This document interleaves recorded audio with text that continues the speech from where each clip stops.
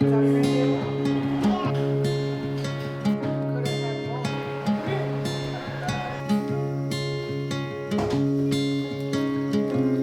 first became a homemaker in the 2000s. 2007 to be specific is when we got married. I didn't know the first thing about cooking. I actually used cookbooks, not blogs, and some handed down recipes that my mom and my grandma used. I was learning the basics and didn't branch very far out. I remember getting a magazine that had an article on how to make 5 or 6 different meals with just a few ingredients, kind of mixing up those key ingredients. I believe it was pears and chicken, sweet potatoes, can't remember all what else, but of course you had to use a few extra different seasonings and maple syrup and oil in order to make these meals come together. But the idea was that you could use these 3 ingredients and mix them all up and make a bunch of different meals. At the time, that seemed pretty revolutionary to me. Now that I have been married for over 18 years and have 9 children, I have made countless meals in the kitchen, and I can see how this principle can be applied with all the ingredients in our kitchen. So I'm a big believer that you don't have to meal plan in order to get healthy meals on the table. A few years into marriage, when I was a little bit more comfortable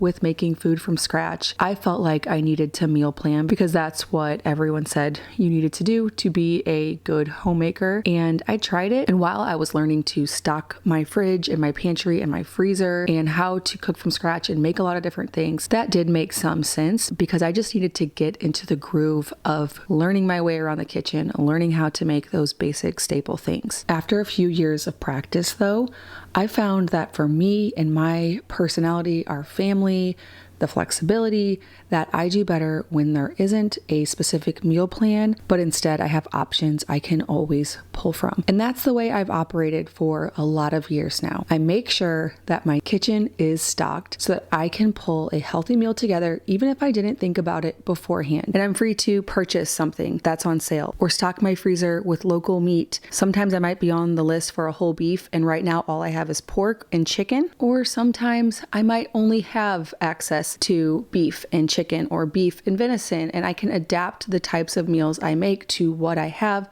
to what's on sale, to what's seasonally available. I love the flexibility that just learning how to cook and throw things together provides. Sometimes we have a really busy evening unexpectedly. I'll make something that's fast. Sometimes I have a little bit more time. I can adapt to make something that we feel like making that takes a little bit more time. So here's what I am making this week as a non-meal planner. I take the time in my home to source quality ingredients, to cook from scratch in order to prioritize the health of myself and my family. Another place that we like to prioritize is in our sleeping areas. I want to say thank you to today's video sponsor, Birch Living. Birch makes mattresses that are fiberglass free, free from polyurethane foams. They only use natural and organic materials like natural latex, organic cotton. This makes sense because we spend a third of our lives in bed. So it's important for that space to be as healthy as possible. With Birch, you won't have any of the off-gassing that happens in the traditional manufacturing process of making mattresses, which is really important to me. We have Birch mattresses all throughout our home. I just purchased another Birch Kids mattress for another sleeper who upgraded. We have slowly through the years added more and more Birch mattresses. We have the king size Luxe in our bedroom, which is a premium upgrade to the well-loved Birch natural mattress. It has more of a pillow top on it, so it feels plush and comfortable.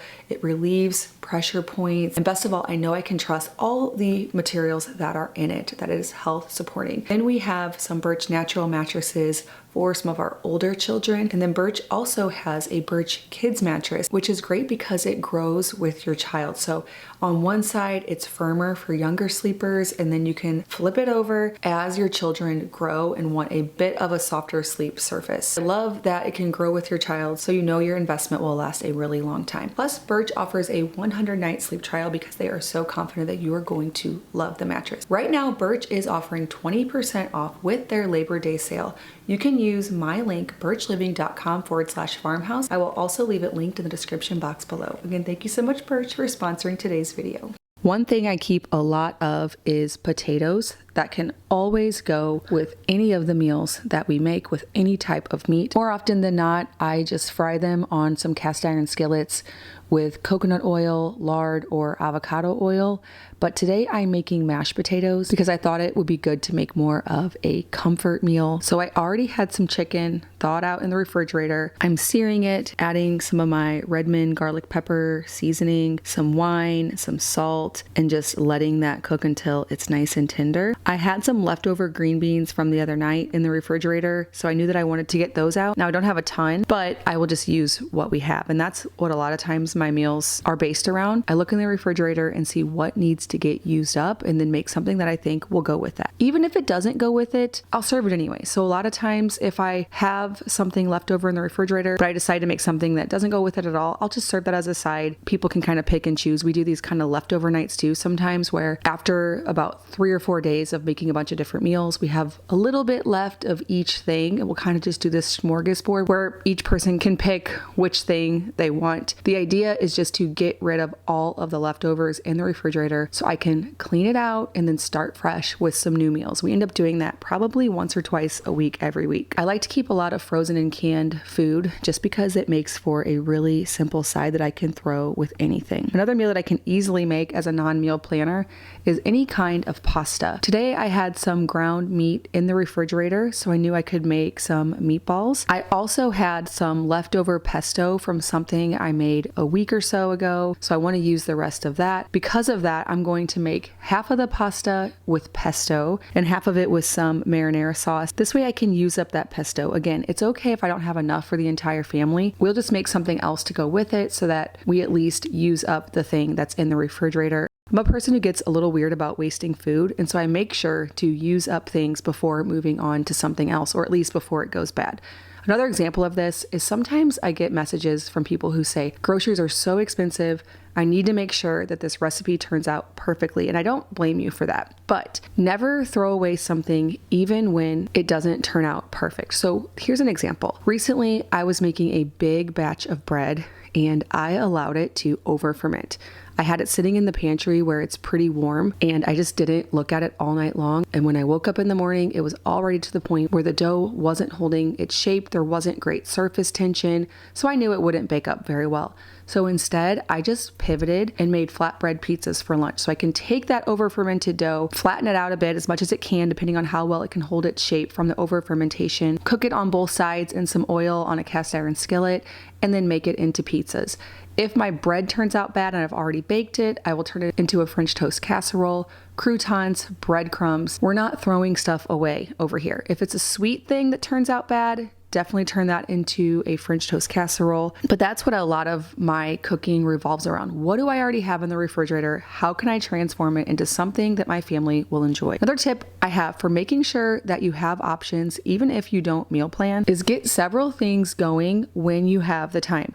So today I am getting some chicken backs into the Instant Pot to make homemade chicken stock. I'm also going to feed a whole bunch of sourdough starter with whole grain flour so that I can use that to make sourdough discard pizzas either later tonight or tomorrow or later in the week if I just stash it in the fridge once it's done fermenting. I never go wrong making too much food in this house. There's so many people, there's so much food to be made. Even if I don't know what I'm going to do with it, it never hurts to get something like that going. So this insane amount of sourdough starter, if I decide we don't have time for pizzas tomorrow, I'll put it in the fridge. If I decide maybe it would be great for a breakfast pizza, I have the flexibility to sometime in this week use that to make pizza crust with whatever that might be. A snack, a breakfast, a dinner, a lunch.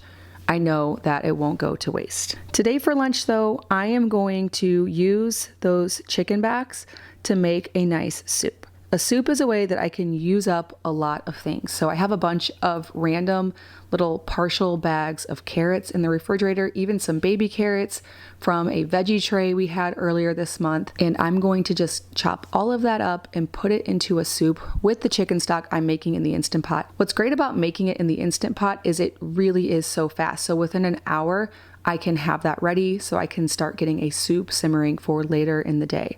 I like to pick some chicken from those chicken backs to add a little bit of protein to the soup.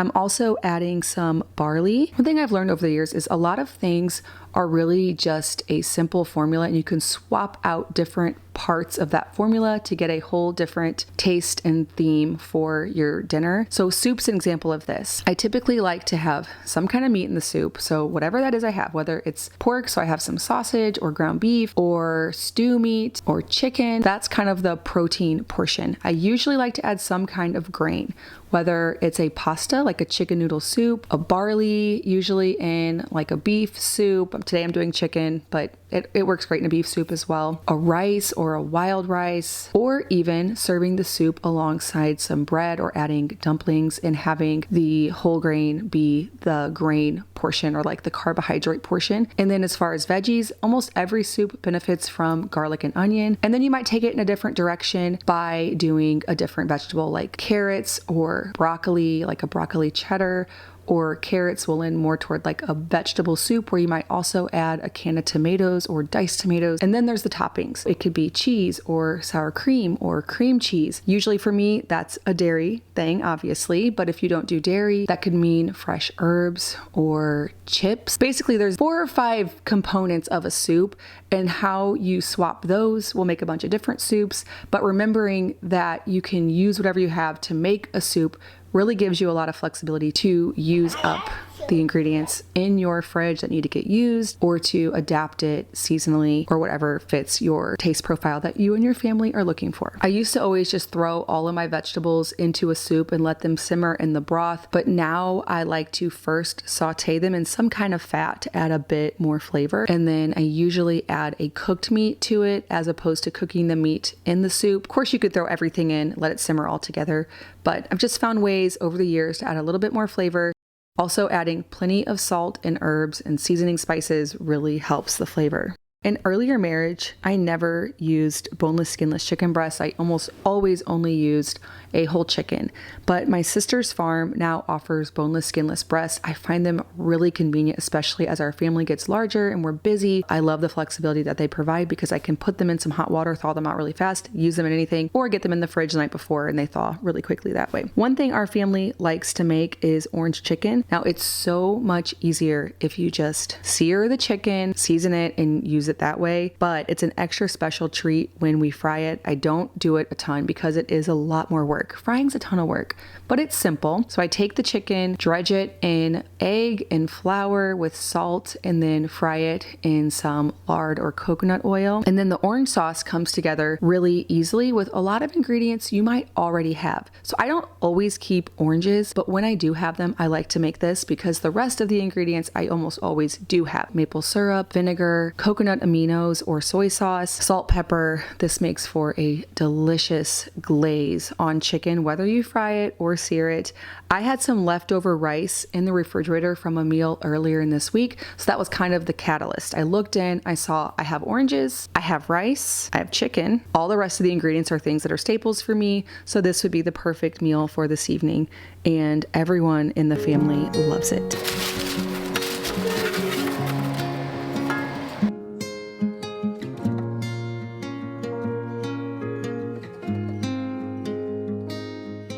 Remember earlier this week when I made a ton of sourdough starter with freshly milled whole grain flour? Well, we didn't end up using it that day or even the next day. I had it in the refrigerator, got a nice sour flavor, which, believe it or not, tastes wonderful in these pizzas. So I am making the sourdough discard pizza crust. These are so easy because the way they work is you heat up your cast iron skillet really, really hot, add a little bit of olive oil, spread out the sourdough starter onto a well-seasoned, well preheated cast iron skillet, cook it for a little bit until it pops out of the skillet, and then I just put them on some baking sheets and top them to our liking. I love the flexibility of pizzas. That's why they make it into our menu so often, because I can put just whatever is in there on top of them, and they're a crowd pleaser. Well, I hope I gave you some tips and ideas for what we are making without a meal plan. This really can change based on the season. There are some themes though that are constant throughout the year, things we fall back on again and again that keep our family nourished well, but without having any kind of plan. I find that to be kind of like a moving target We're constantly eating. The weeks are constantly turning over. I find this kitchen rhythm to work a lot better than staying ahead with this detailed plan. If you want a more in-depth explanation of how this looks in our kitchen, I did make a video with more tips and tricks on how to get healthy food on the table without meal planning. I will leave that linked below. As always, thank you so much for stopping by our farmhouse.